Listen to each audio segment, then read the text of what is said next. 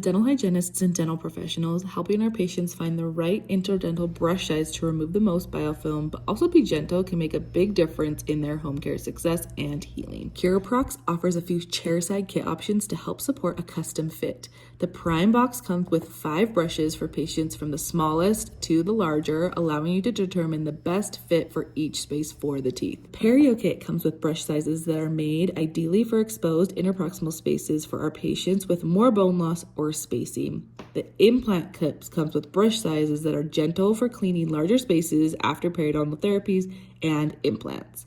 Once you've identified the correct sizes using the Curaprox IAP Interdental Access Probe, patients can take a sample brush home and correctly order or purchase their custom size interproximal brush for them. Blue for very tight spaces. This is actually the smallest interdental brush in the world.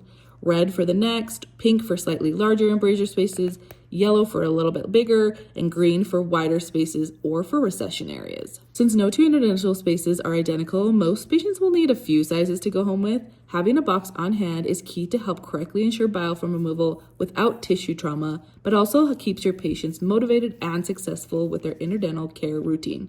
To learn more about Curaprox and the in-office kits, make sure you check out curadent.us today.